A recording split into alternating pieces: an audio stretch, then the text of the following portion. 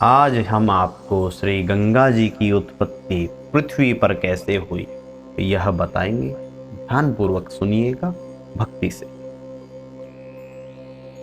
सगर एक सूर्यवंशी सम्राट रह चुके हैं। मन को मुग्ध करने वाली उनकी दो पत्नियां थी। एक का नाम वैदर्भी था और दूसरी का नाम शैब्या था। उनकी पत्नी शैब्या ने एक पुत्र को जन्म दिया। कुल को बढ़ाने वाले उस सुंदर पुत्र का नाम असमंजस रखा गया।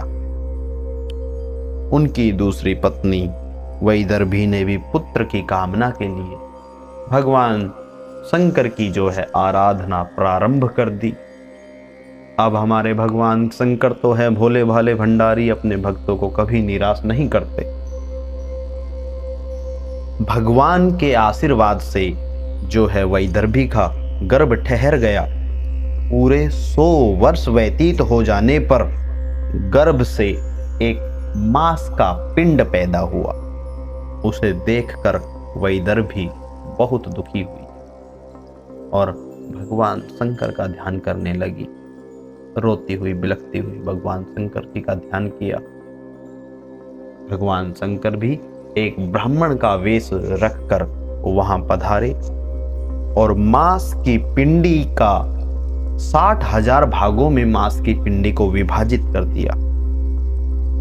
फिर वो ही मांस की पिंडियां पुत्र रूप में परिणित हो गई और वो जो पुत्र पैदा हुए उनके बल और पराक्रम की सीमा नहीं बताई जा सकती।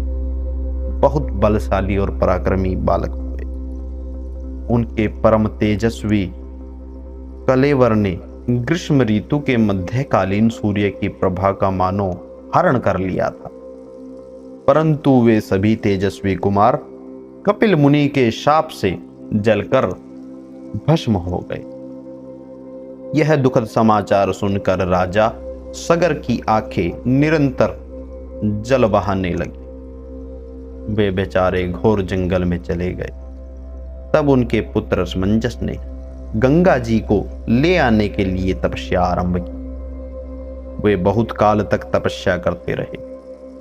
अंत में काल ने उन्हें अपना ग्रास बना लिया। असमंजस के पुत्र का नाम अंशुमान था। गंगा जी को लाने के लिए उन्होंने भी लंबे समय तक तपस्या की। उसके पश्चात वो भी काल में समा गए। अंशुमान के पुत्र भगीरथ थे। भगीरथ भगवान के परम भक्त, विद्वान, श्री हरि में अटूट श्रद्धा रखने वाले, गुणवान तथा वैष्णव पुरुष थे। गंगा को ले आने का निश्चय करके उन्होंने बहुत समय तक तपस्या की। अंत में भगवान श्री कृष्ण के उन्हें साक्षात दर्शन हुए। उस समय भगवान के श्री विग्रह से ग्रीष्मकालीन करोड़ों सूर्यों के समान प्रकाश फैल रहा था। उनके 2 भुजाएं थी। वे हाथ में मुरली लिए हुए। उनकी किशोर अवस्था थी। वे गोप के वेश में पधारे थे। भक्तों पर कृपा करने के लिए उन्होंने यह रूप धारण किया था। भगवान श्री कृष्ण परिपूर्णतम पर ब्रह्म है। वे चाहे जैसा रूप बना लेते हैं। उस समय ब्रह्मा, विष्णु और महेश जी भी उनकी स्तुति करने के लिए वहां पहुंचे और मुनियों ने उनके सामने अपने मस्तक झुका रखे थे। सदा निर्लिप्त, सबके साक्षी, निर्गुण, प्रकृति से परे तथा भक्तों पर अनुग्रह करने वाले उन भगवान श्री कृष्ण का मुख मुस्कान से सुशोभित था। मंद मंद मुस्कान प्रभु के मुख पर विराजमान। विशुद्ध चिन्मय वस्त्र तथा दिव्य रत्नों से निर्मित आभूषण उनके श्री विग्रह को सुशोभित कर रहे थे। उनकी यह दिव्य झांकी पाकर भगीरथ ने बार बार उन्हें प्रणाम किया और स्तुति करने लगे। लीला पूर्वक उन्हें भगवान से अभिष्ट वर भी मिल गया। वे चाहते थे कि मेरे पूर्वज तर जाए, परम आनंद के साथ उन्होंने भगवान की दिव्य स्तुति की। उसके बाद श्री हरि ने गंगा जी से कहा, हे सुरेश्वरी, तुम सरस्वती जी के शाप से अभी भारतवर्ष में जाओ और मेरी आज्ञा के अनुसार सगर के सभी पुत्रों को पवित्र करो। तुमसे स्पर्शित वायु का संयोग पाकर ही वे सभी राजकुमार मेरे धाम में चले जाएंगे। उनका भी विग्रह मेरे जैसा ही हो जाएगा और वे दिव्य रथ पर सवार होंगे। उन्हें मेरे पार्षद होने का सुअवसर प्राप्त होगा। वे सर्वदा आदि व्याधि से मुक्त रहेंगे। उनके जन्म जन्मांतर के पाप की समस्त पूंजी समाप्त हो जाएगी।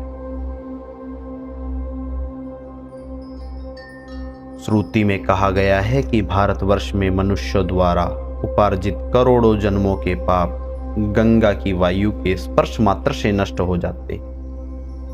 स्पर्श और दर्शन की अपेक्षा गंगा देवी में मौसल स्नान करने से 10 गुना पुण्य होता है। सामान्य दिनों में भी स्नान करने से मनुष्यों के अनेकों जन्मों के पाप नष्ट हो जाते हैं। पर्वों तथा विशेष पुण्य तिथियों पर स्नान करने का विशेष फल कहा गया है। सामान्यतः गंगा जी में स्नान करने की अपेक्षा चंद्र ग्रहण के अवसर पर स्नान करने से अनंत गुना अधिक पुण्य कहा गया है। सूर्य ग्रहण में इससे 10 गुना अधिक समझना चाहिए। इससे 100 गुना पुण्य अर्धोदय के समय स्नान करने से मिलता है। इस प्रकार गंगा और भागीरथ के सामने कहकर देवेश्वर भगवान श्री हरि चुप हो गए। तब गंगा ने भक्ति से अत्यंत नम्र होकर उनसे कहा। गंगा जी बोली, हे नाथ, सरस्वती का शाप तो पहले ही मेरे सिर पर सवार है। आप आज्ञा दे ही रहे हैं और इन महाराज भगीरथ की एतदर्थ तपस्या भी हो रही है। अतः मैं अभी भारतवर्ष में जा रही हूँ, परंतु प्रभो, वहां जाने पर अनेकों पापी जन अपने जिस किसी प्रकार के भी पाप को मुझ पर लाद देंगे। ऐसी स्थिति में मेरे ऊपर आए हुए वे पाप कैसे नष्ट होंगे? इसका उपाय तो बतला दीजिए। मुझे भारतवर्ष में कितने वर्षों तक रहना पड़ेगा?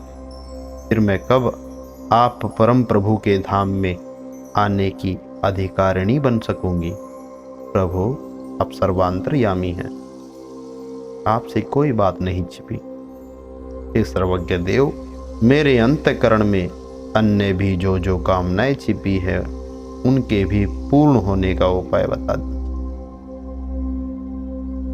इस प्रकार श्री गंगा जी ने अपना जो है सवाल किया और गंगा जी पृथ्वी पर आ गई। लेकिन गंगा जी ने जो सवाल किए वो सभी जवाब आपको अगले चलचित्र में दर्शाए जाएंगे।